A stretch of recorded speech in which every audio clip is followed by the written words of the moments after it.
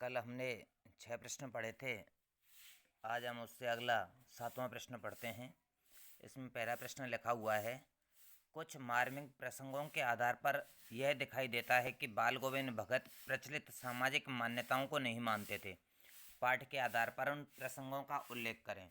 देखिए, जो समाज की अनेक प्रचलित मान्यताएं थीं, उनको जो बाल गोविंद भगत थे वो बिल्कुल भी नहीं मानते थे। ऐसे पाठ में अनेक प्रसंग आए, जैसे कि जब उनके इकलौते जो पुत्र था उसकी जब मृत्यु हो जाती है तब भी वो विचलित नहीं होते हैं। उसके ऊपर बल्कि कुछ पुष्प और तुलसी दल बिखरा करके भजन संकीर्तन करने लगते हैं। वे अपनी पुत्र वधू को रोता हुआ देख करके कहते हैं कि ये रोने का समय नहीं बल्कि उत्सव मनाने का समय है, क्योंकि आत्मा का परमात्मा से जाकर के मिलन हो गया है। तीसरी बात थी कि जब कायदा से जो पुत्र को जो मुखाग्नि देता है तो वो लड़का देता है, लेकिन उन्होंने अपने पुत्र की चिता को भी मुखाग्नि अपने पुत्र वधू से ही दिलवाई थी।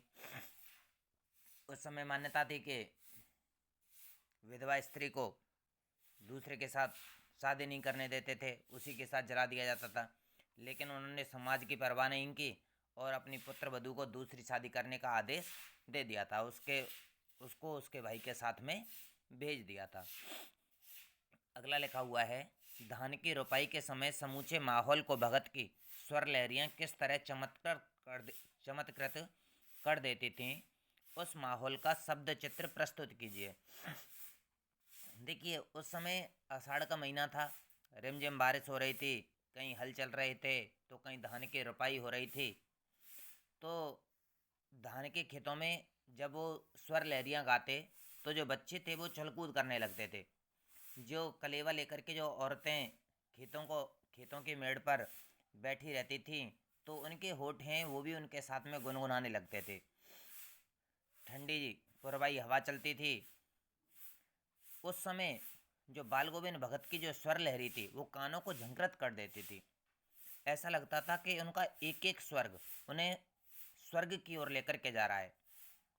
तो ऐसे अनेक कारण थे कि बच्चे झूमने लगते, औरतें गुनगुनाने लगते, हलवाओं के जो पैर थे वो ताल के साथ में उठने लगते थे।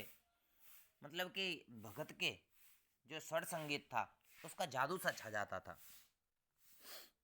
आगे लिखा हुआ है, रचना और अभिव्यक्ति। पाठ के आधार पर बताएं कि बाल गोविंद भगत की कबीर पर श्रद्धा किन किन रूपों में प्रकट हुई है। जो भगत थे वो कबीर को ही अपना सब कुछ मानते थे, वो उन्हीं के अनुयायी थे। वे कबीर के ही गीतों को गाते थे, उन्हीं को साहब मानते थे, सदा ही सत्य बोलते थे, स्पष्ट बात कहते थे। अपनी खेत में उनके जो भी फसल होती उसे अपने सिर पर लाद करके ले जाते और कबीर के दरबार में भेंट कर देते, और वहाँ से जो कुछ भी प्रसाद स्वरूप उन्हें जो भी प्राप्त होता उसे अपने घर पर ले आते और उसी से गुजारा करते थे। तो इस प्रकार कबीर पर श्रद्धा के उनके क्या थे, ये अनेक कारण थे। आगे लिखा हुआ है, आपकी दृष्टि में भगत की कबीर पर अगर श्रद्धा के कारण क्या कारण रहे होंगे। जो कबीरदास थे वो निर्गुण ब्रह्म के उपासक थे, वो निराकार ईश्वर की उपासना किया करते थे। उनका जो जीवन था वो बड़े ही सरल और सादगी से भरा हुआ था। वे समाज सुधारक थे, वे आडंबरों का विरोध करते, क्योंकि कबीरदास थे वो भी कैसे थे, आडंबरों का विरोध करने वाले थे और वो उनके अनुयायी थे। तो जो भगत थे वो भी बाह्य आडंबरों और रूढ़ियों का वो विरोध करते थे। इसी कारण शायद क्या है, भगत की कबीर पर अगाध श्रद्धा थी। आगे लिखा हुआ है, गांव का सामाजिक सांस्कृतिक परिवेश आषाढ़ चढ़ते ही उल्लास से क्यों बढ़ जाता है। देखिए, जो गांव का जो जीवन होता है वो सबसे ज़्यादा कृषि पर निर्भर होता है, कृषि पर आधारित है। और कृषि कब होती है, जब वर्षा पर आधारित होती है। और जो वर्षा का जो आरंभ है वो आषाढ़ के महीने से ही होता है। आसमान में काले काले बादल घिलाते हैं, रिमझिम फुहारें पड़ने लगती हैं। तो उस समय जो गांव का जो सामाजिक और जो सांस्कृतिक परिवेश होता है वो उल्लास से बढ़ जाता है। लोगों के मन में, उनकी आंखों में ऐसा लगता है कि हमारी जो फसल है वो हरी भरी हो जाएगी। उनके आगे के जो सपने होते हैं वो तैरने लगते हैं, उनके आगे का जो भविष्य है वो हरितमय हो जाता है। इसलिए जो गांव का जो सांस्कृतिक परिवेश होता है वो आषाढ़ चढ़ते ही उल्लास से बढ़ जाता है। आगे लिखा हुआ है, ऊपर की तस्वीर से यह नहीं माना जाए कि बाल गोविंद भगत साधु थे। क्या साधु की पहचान पहनावे के आधार पर की जानी चाहिए? आप किन आधारों पर सुनिश्चित करेंगे कि अमुक व्यक्ति साधु है? देखिए, जो साधु की जो पहचान होती है वो उसके व्यवहार से होती है, ना कि उसके पहनावे से। हर कोई व्यक्ति भगवा कपड़ा पहन ले, लाल पीले वस्त्र पहन ले, तो वो साधु नहीं हो सकता है। और जो परिवार में रहने वाला व्यक्ति है, सब कुछ त्याग करके बाहर जंगल में चला जाए, वो भी साधु नहीं हो सकता है।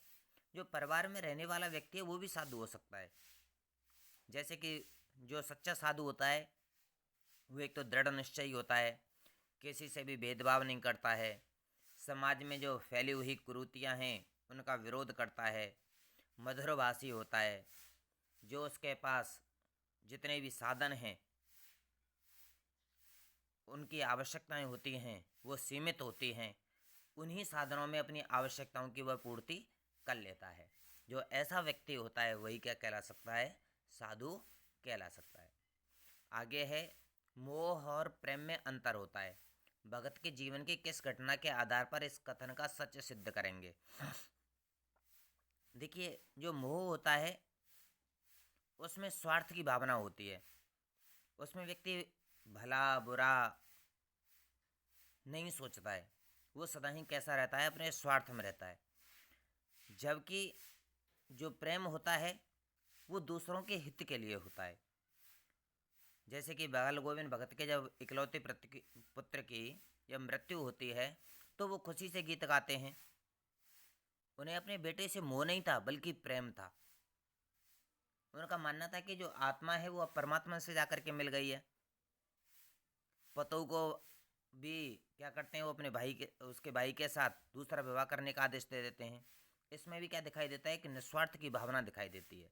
तो उनसे क्या करते थे, वो इस प्रकार से प्रेम किया करते थे। इसी कारण वो ऐसा करते हैं कि उसके अभी उसका जो जीवन है वो अभी काफ़ी पड़ा हुआ है, आगे के जीवन कैसा हो जाएगा उसका कष्ट में व्यतीत होगा, इसलिए क्या करते हैं उसे भी उसके भाई के साथ में भेज देते हैं। तो ये क्या था? उनके साथ उनका प्रेम था।